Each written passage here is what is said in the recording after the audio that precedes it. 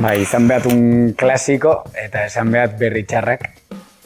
Baina, bueno, berez uste dela Gorka Urbizungatik gehien bat. Ze iruditzen zait, tipoak eukidula beti posizio bat oso zaie, Euskal Herri mailan izan dela intelektualtasunan aurpegi publiko bat. Eta hala ere, beti eramandula bere proiektuen nahi duen tokira, inongo konplejorik gabe. Eta oso garrantzitsu egiten zait influentziak eukitzea eta erabiltzea gehien bat eta zure lengoian sartzea. Orduan horregatik esango duke Gorka Urbizu bat, ez versatilitate horrengatik edo, nola dut esaterra. Dauket oso argi galdera hau, eta harrituko dio bat baino gehi hori, izan behar, el canto del loco en zapatillas diskoa. Ez txunditutan hauelako diskonekin, ez iduitze zaitelako kriston obra maestra, egia asko gustatzen zaitela eta oso ongine dauela uste dutela. Baina gehien bat izan zelako nire lehenbiziko influentzia esango nuke musika sortzen hasi nintzena. Igual ez da asko nabrituko argitaratuta dauketenatan, baina bai txiki-txikitatik entzun duten disko bat da, kotxean zegoen sartu eta zegoen nile buelta emana, eta hortik entzun dituten gauzek balio izan ditea gutxinez nire astapenen konposatzen hasteko. Kantu bat ikaragarri zaie. Eta ezin batekin gelditu. Baina guain joanen naiz jazz mundura pixko bat, jazz garaikirenera, eta esango dut Abisaikoenen It's Been So Long. Pixko bat Gorka Urbizutaz esan dutenakin lotuta, Abisaikoen da tipo bat jazza egiten duna, gaina asko gustatzen zait bere jazza konposatzeko modu eta bere pedrada bat. Baina It's Been So Long kanta da simplea, oso simplea, eta iruditzen zait ikaragarri politen nola tipo batek hainbeste gauza inditzaken eta erabakitzen du nitea kanta bat txikie, intimoa eta ez dakit bere estilotik hain urrun eta hain bertan aldi beren oso kurioso egiten zait. Horren It's Been So Long, Abisaikoen.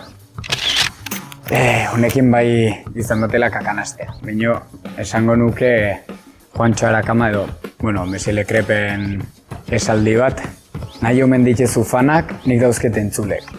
Irutzen zait oso borobila. Eta irutzen zait gaina garrantzi asko daukena gaur egun musika ekoizle batek argi eduki behar luken esaldi bat dela gutxi. Hau da ikaragarri erreixa, Asier Capon. Burutikeko akordeonista tartean, nire esango nuke bizi osorako lagun bat. Eta batez ere erakutsi ditelako musikari on bat izatea dela lehenbiziko gauza umila izatea. Eta harrekin gustora egotea. Esan nahi dut, ez teknikoki izatea flipada bat eta kriston burua eukitzea, oire badaukela, baizik eta benetan gustora egotea pertsona batekin musika egiten.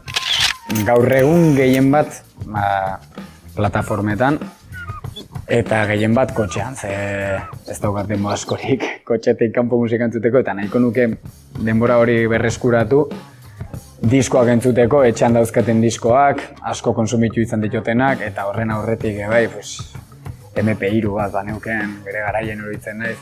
Eta gaur egun plataformak baina gustatuko litzaieke berreskuratzea artistari atentzio gehiago ematen dizkioten formato horiek edo. Bat, iruditzen zait oso zaila esatea. Behin gehiotan jo izan dugun toki bat eta beti ongi ongana aitzina taberna izan da. Gustatzen zaigu asko makarreoa. Bai. Gero jende asko aurren jotzek eta motibatzen du ikaragarri, jende gutxin aurren jotzek ematen dizo gertutasun bat.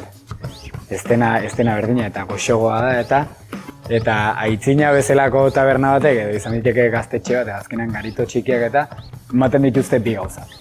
Eta makarreoa, oso garrantzitsua da makarreoa.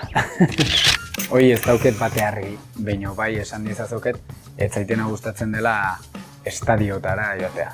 Edo makro aretoetara joatea.